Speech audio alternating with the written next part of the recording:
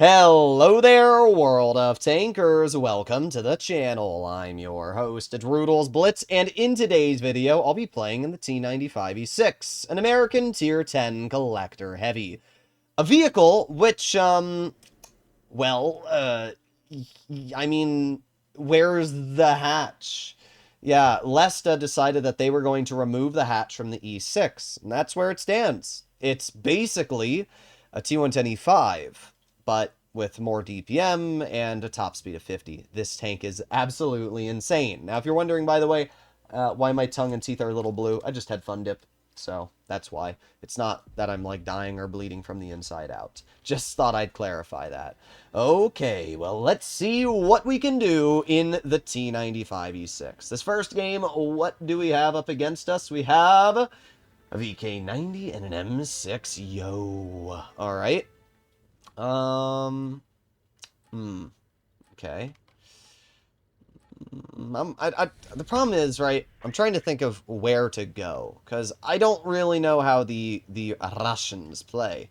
I'm going to go to the bridge, but as we can see, our team's kind of splitting here. And yeah, with our STB going to town, I'm going to go to town as well. My ping's actually pretty decent in this game. The last game I played, it was over 300. This one, it's about 150. So I would assume that maybe there's two separate servers, and one of them doesn't run as well than the other for me. I'm not really sure, but it was pretty unplayable. 150 ping is not bad, but anything higher than that is pretty bad, I'll be honest. Alright, let's put on my adrenaline. Now, something else to note about the E6 is that it also features reactive armor. Why does this tank also get reactive? I really cannot tell you, but it does. So we can just outtrade this M60. We have more health than the M60, and this is why this tank is so stupid. Oh my god, we've already brought that full health M60 down a rather substantial amount. Oh. Ow, it went low. I was hoping it would pen, but obviously when your shell goes low, it's not going to. Okay, well the IS-7's moving up, and so will I, if that's the case, and we'll see if I can get a shell out. I'm not sure what the M60's game plan is. Oh, that's sad. Then the IS-7 bounces. That's even more sad. Alright, well, let's see. We got the VK90 right over here. I'm going to aim it on his tank. There you go. 414. Thank you. We're already up to 2,300 damage. That's crazy. Now, the WZ still has ridiculously overpowered armor. And not only that, but he hit a really, really stupid shot on me. I'm not going to lie. Let's aim it on that WZ. There you go. 318. Only 8 seconds. Oh, this game is cooked. I just realized how bad my team is doing this battle. Oh, this game is absolutely cooked. Well, goodbye. There's nothing I can do about a bad team, is there now? I'm going to just try and get to the side of the Yag. We get a tracking shell, but wow. I don't even know what happened to my team. I did 3,400. What happened, bro?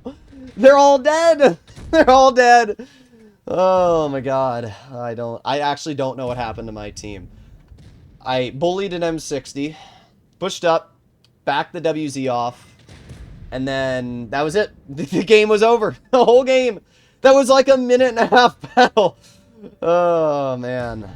When playing this game, at the end of the day, sometimes you just question what the hell you just witnessed. And as I keep saying, every time I make a video, it doesn't matter what version of Blitz you play on. If it's the Wargaming side or the Lesta side, your teams still suck. In fact, I think the teams are even worse on Lesta, and the reason why is because the tanks are all so overpowered.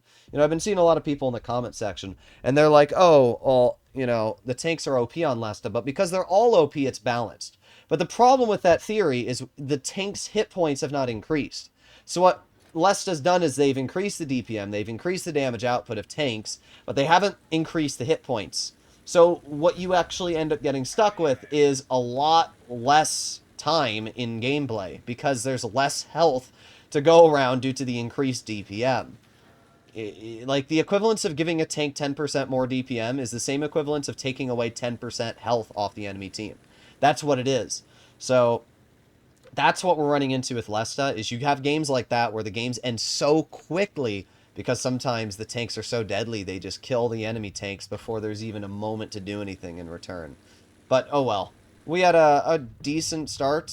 I was hoping I could hit that 50B, but nope. We got the 100 on the flank, and I'm going to move right over here. No!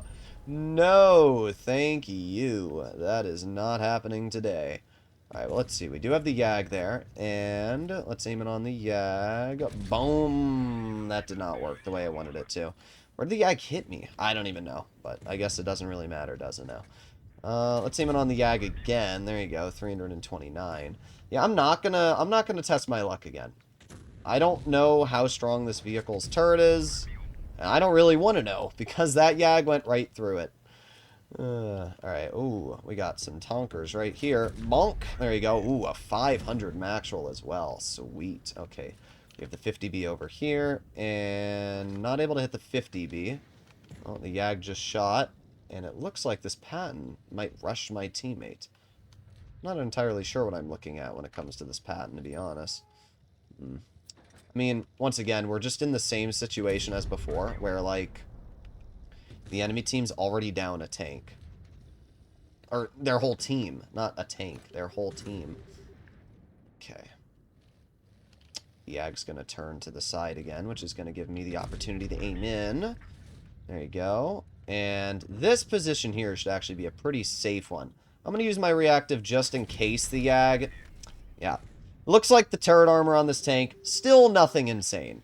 That's honestly good. I can't really say that's a shame. Like, it's a good thing this tank does not have completely overpowered turret armor. Let's be real. Aiming, aiming. There you go. Not sure why the Patton decided to tunnel me over the IS-4, but, well, goodbye, Patton. Pretty good game still. I don't know exactly how much damage I did, but I think we did close to 3k. We got some farm out, we got some bleeds, and we supported our team. Yeah, 3,370 damage. Basically the same as last battle. I mean, the E6, I know a lot of you are probably thinking, oh my god, the E6 with no hatch, it's completely OP. But I actually think our E6 is stronger. And let me explain why, right? This E6 has the same turret thickness as our E6. But because there's no hatch, people immediately aim for the turret cheeks. Our E6 does not have that problem. Our E6 people aim for the hatch. And because the hatch got buffed and it's incredibly troll to now pen, it means that most of the shells fired at the E6 when using gun depression are actually rather tricky. So I feel like our E6 might even be a little better, especially because this one actually lost 2 degrees of gun depression at 8 degrees versus ours, which has 10 degrees. So there are some advantages to both. But I do feel like this one is stronger overall because, you know, it does have reactive armor. So that is something to keep in mind. Either way, let me know in the comments what you guys think. And if you'd like to see more like it, please consider smashing that subscribe button. What the heck? An E6 with no hatch. What's next?